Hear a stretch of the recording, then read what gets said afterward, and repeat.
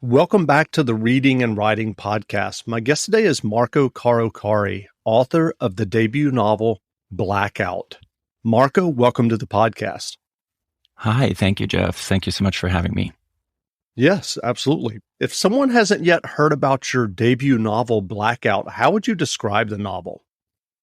It's the story of an everyday average Joe, fish out of water in a very uncomfortable situation. My protagonist, Franco Di Mazzo, is a photographer in New York, kind of a straight-laced guy, doesn't venture too far from his comfort zone. And on the one night, he chooses to live a little and decide to break out of the norm. He meets up with a stranger from a sex app. He smokes a joint he's not aware is laced, and witnesses a brutal crime across the street pretty much right after. But he's also kind of going downhill.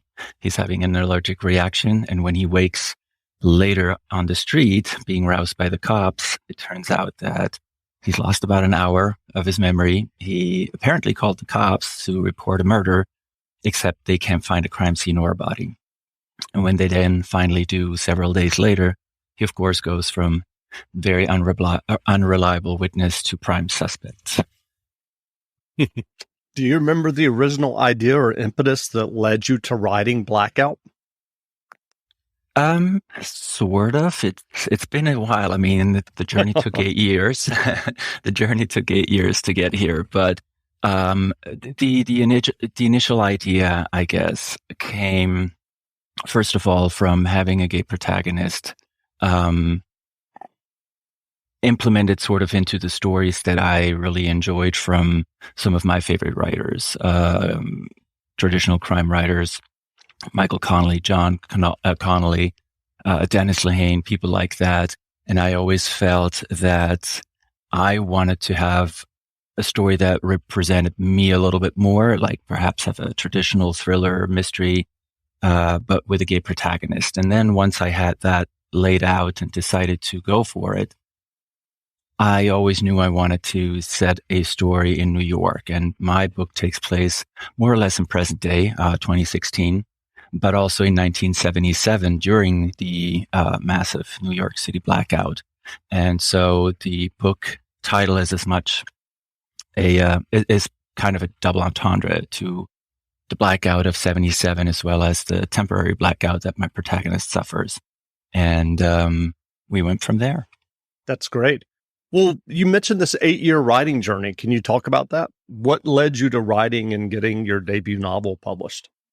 I've always written all my life, but never professionally. Was always just doodling for myself. And 8 years ago, I walked into the cellar back in Switzerland, where I was living at the time, I am Swiss.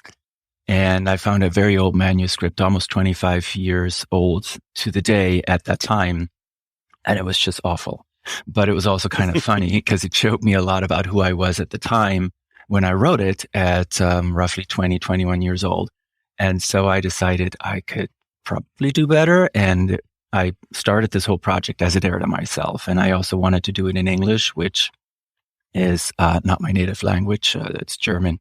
So I set out to do this, did a rough draft. Of course, I thought I was done after 3 months of writing, and then gave it to some of my friends, and they were impressed on one hand, but at the same time, they were like, wow, you're letting it all hang out. You might want to, pull back a little bit here, and perhaps you want to look at this. And that made me realize that I still had a long journey ahead of me. And I started taking writing classes and working the manuscript for the better part of 2-3 years. Also put it aside for quite a while and said, I don't know if I'm ever going to go anywhere with this or if I'm going to be serious about it. And then I moved to the States. I reconnected with an old sweetheart, and we ended up falling in love and getting married. And so here I am. And when I was in the States, living here in my life, I decided to look at the writing a little bit more professionally, and took classes and went to writers' conventions, my very first writers' conventions here in La Jolla at the time. And The people were super welcoming and supportive, and everybody I talked to about it was excited. So I decided, okay, I guess I need to do more research, really sit down and try to make this as good as it can be. And then I went to my very first conference in New York, the Thriller Fest, which was awesome, and pitched my book for the first time, had a lot of interested parties, and that's kind of how it started. I did get a lot of rejections ultimately. So it wasn't just a smooth ride. So about 6 years in at the journey at this point, the interested parties were there. Some of them said this is not the book that is right for us. A lot of the imprints smaller, and but a lot of them were intrigued with my writing style, which really I think is what I needed to hear at the time, that they actually liked the writing, but perhaps the story wasn't exactly right for them. And, the gay protagonist is always, I think, for a lot of publishers, still an issue. Some of them will be like, yeah, let's go for it. Others are like, well, we want to make money. Is this the right market? And so it just took a little longer. And ultimately, I found a great team of publishers in Level Best Books. And they were super excited about it. And here we are. The book was released in March, and I'm super excited and happy. And it's been a great journey. That's great. Well, you mentioned LGBTQ representation and kind of what, for the lack of a better word, traditional thriller and mystery fiction. Do you think that that's improving at all? I think it is. And I think it's the weird thing is it's been here always. I think for a long time, there have always been LGBTQ writers and books, but the publishers were not necessarily interested in putting them out because they felt there is no market. In the 80s and 90s, late 70s already, but especially 80s and 90s, you sort of had a heyday of LGBTQ books, and especially mysteries and thrillers. And the bigger publishers got behind them and they were like, this is great. We have all these new voices. And a lot of people got a break finally, and these books came out. But then oftentimes the books would be stored in the weirdest sections, like right next to the self-help books or whatever. Right. They were not easily available or ready to find. And not everybody at the time might have had the courage to just walk into a bookstore and say, hey, I'm looking for this book with a gay protagonist, blah, blah, blah. So it just wasn't as accessible, and then it sort of went away. They weren't making enough money. So I think in recent years, as the publishing world seems to be embracing more marginalized writers and voices and books, there's definitely an upswing again of protagonists from any, background, suddenly more in the foreground. And I think that's fantastic. As far as how long that will last is a different question. It's great to see. And I think I've definitely benefited from that. That's great. Yeah. What appealed to you about writing a mystery novel? I've always been a huge fan of mysteries. I can't remember if I was 10 or 12, something like that, but I got to see,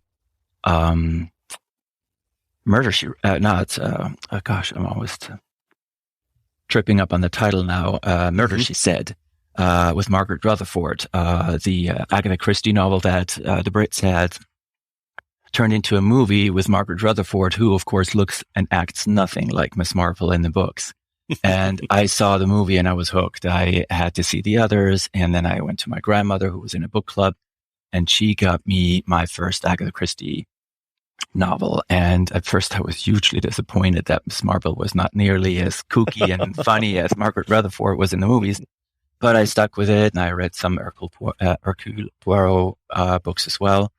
And it went on from there. Whatever my parents would allow me to read, I got to read, and it always stuck with me. And so over the years, I started reading all these other people, Jeffrey Deaver, like a lot more darker stuff and twisted. And I just was always hooked. Crime shows, murder fascinated me for kind of an unexplained reason. Because, it just kind of comes to you, I guess, like some other people might say romance or whatever. And then finally, 8 years ago, when the idea came of trying my hand at writing, it was a no-brainer for me to do a mystery or a thriller or something like that. And the question was, could I pull it off? And it took 8 years to, I hope, pull it off.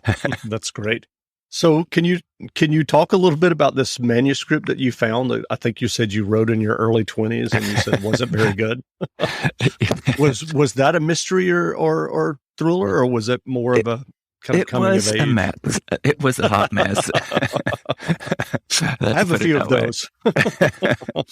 It was a hot mess, but it was funny. I did try my hand at a mystery, but it was about this. It was about another fish out of water, like your next door neighbor, sort of in a way over their head situation. Mm-hmm. And it was about a guy falling for a guy. So it was as much of a love story, sort of, where he had to get out of a hairy situation with a murder, but at the same time, he was chasing this guy, and of course they were becoming friends. And it was just, it told me a lot about myself, who I was, and my struggles as a young gay man, and what I sort of wanted for myself. But the story was just, it wasn't much of a story, and it wasn't much of a mystery, because everything was pretty much clear from the get-go. It was all about, will they get each other, the two protagonists, if you will.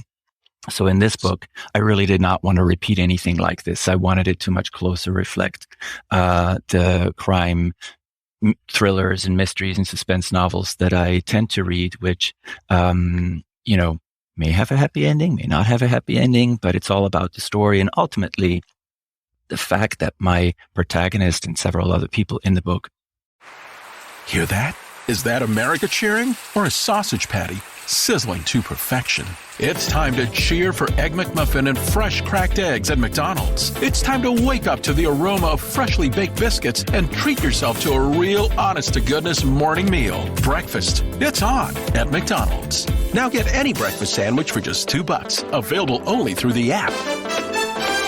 Mobile order and pay available at participating McDonald's. McD app download and registration required.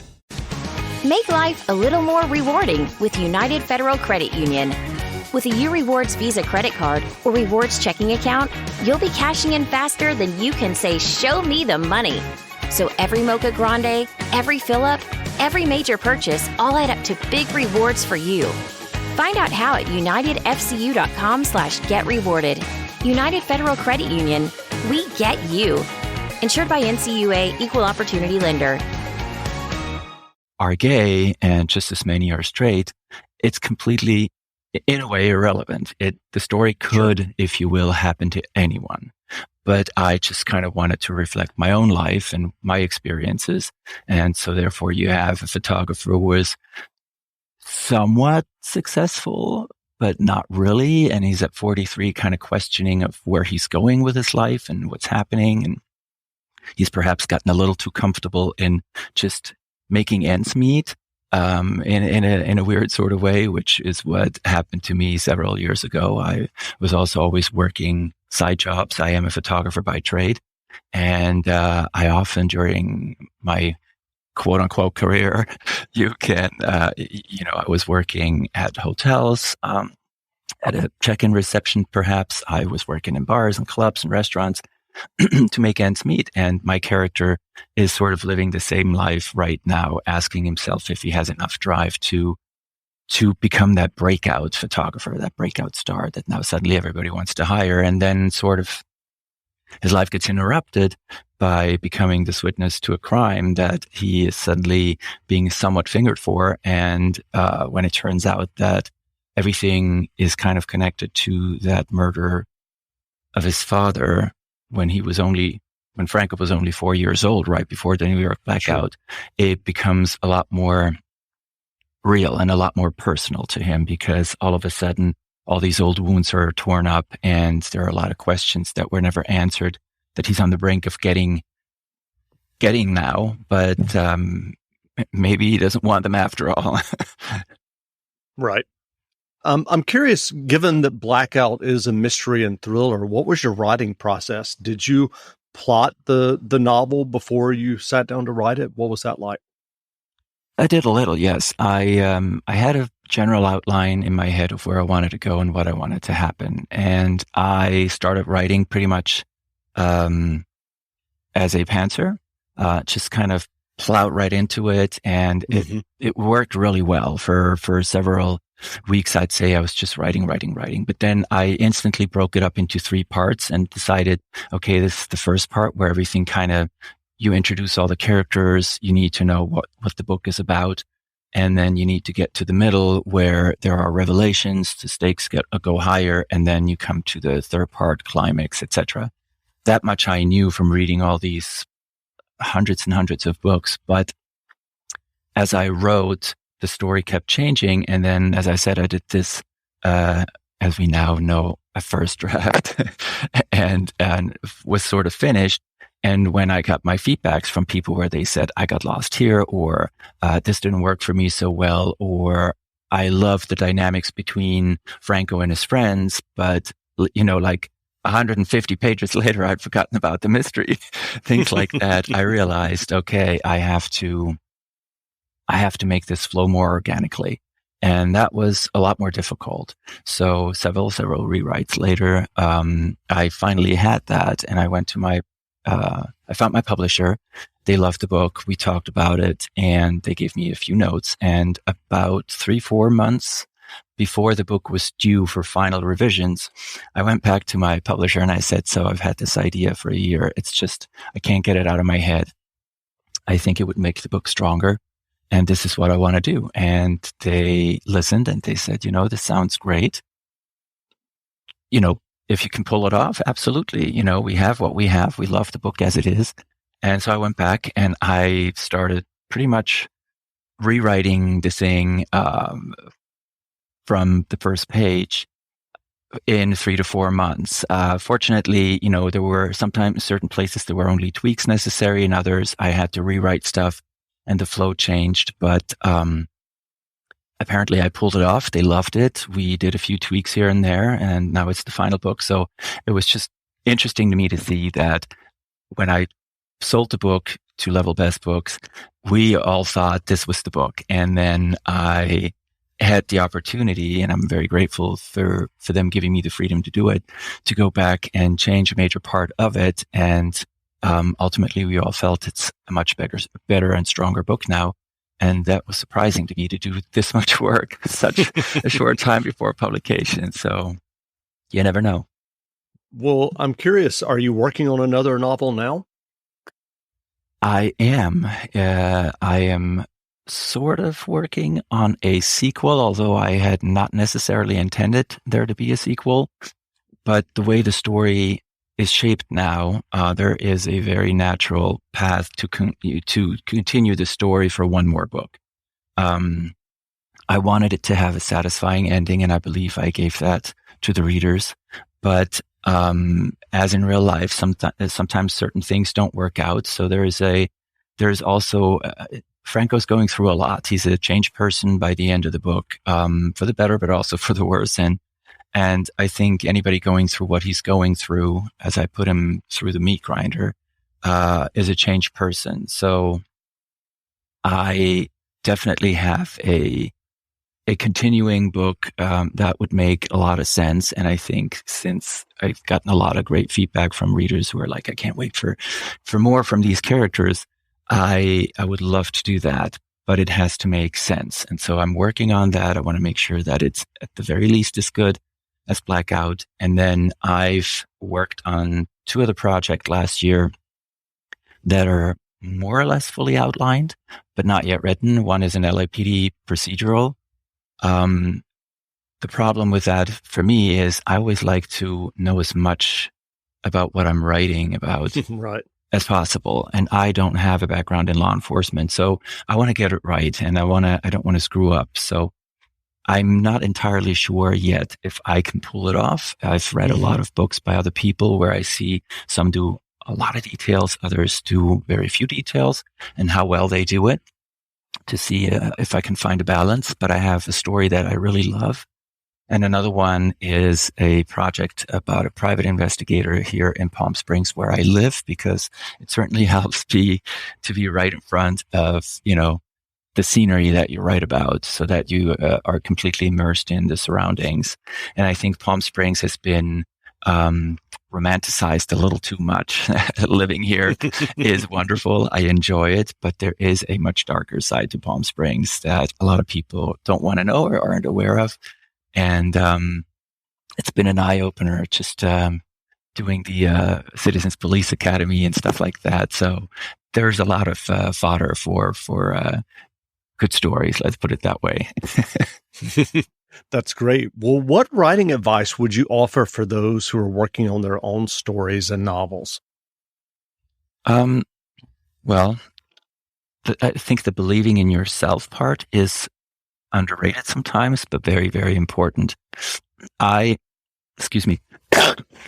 I am a person who often loses faith in themselves.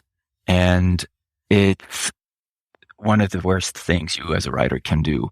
I constantly have the fear of not belonging and what am I doing here? And there are all these people that are much better than I am. How do I have a right to be here? And sure. I think we all do have a right to be here, especially if you do the work. Don't lose faith in yourself if you were writing. And even if it doesn't go well, I've had many moments. I've had the crappiest year this year. I have to say, despite this publication and being happy about that, on other ventures, writing, I've had a really terrible year, some family issues and tragedies.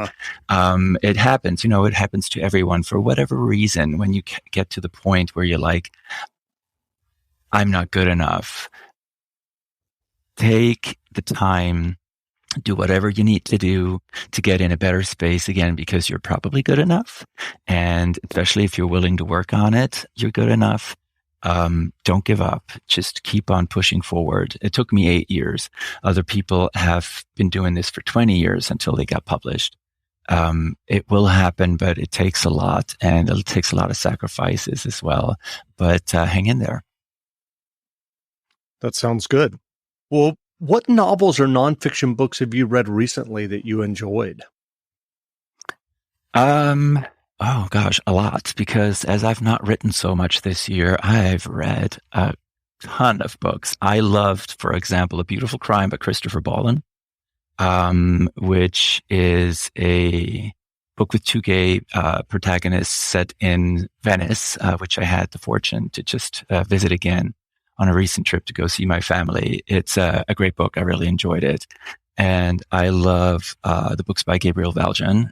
He has a new series out, relatively new, called Shane McCleary Mysteries. They're really good. And they're also set in the 70s, but in Boston. Your typical sort of noir books, but set in the 70s rather than the 30s and 40s. He's a great writer. I just finished James Latoil's Black Label, which was a pharma thriller, which I really enjoyed a lot. And then anything by Sean Cosby. Sean Cosby is probably at the very top of my list right now, with Razorblade Tears, which just came out and was phenomenal, and My Darkest Prayer, Blacktop Wasteland. I read all his books this year. So I was pretty hooked. But I got to say, I do tend towards crime fiction, thrillers, noir. The nonfiction books that I read and enjoy are all about how to commit the perfect crime. So I don't know if that's a good suggestion, but there are a lot of great books out there. If you do write crime fiction and you want to get it right, to help you, drive home the point. Sure. Well, where can people find you online if they'd like to learn more about you and your debut novel, Blackout? The easiest way is probably my website, which is marcocarocari.com. That's all C's, marcocarocari.com. And then, of course, I'm on Facebook, I'm on Twitter, I'm on Instagram, always with my name.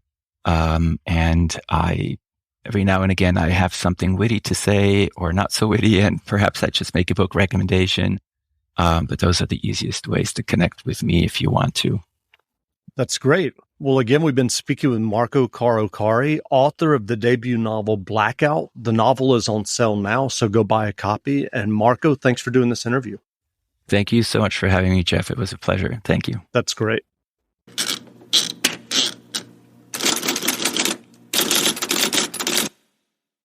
It's not too late to make someone's holiday season a special one. Start now as an Amazon Delivery Station warehouse associate to earn some extra money for the holidays. You'd help bring joy to thousands near you by preparing packages and loading them up for their final delivery. With night and early morning shifts available through the new year, you'd also have the flexibility to spend time with your loved ones. To start as a delivery station associate, go to amazon.com/holidaywork. Amazon is a proud equal opportunity employer. Make life a little more rewarding with United Federal Credit Union.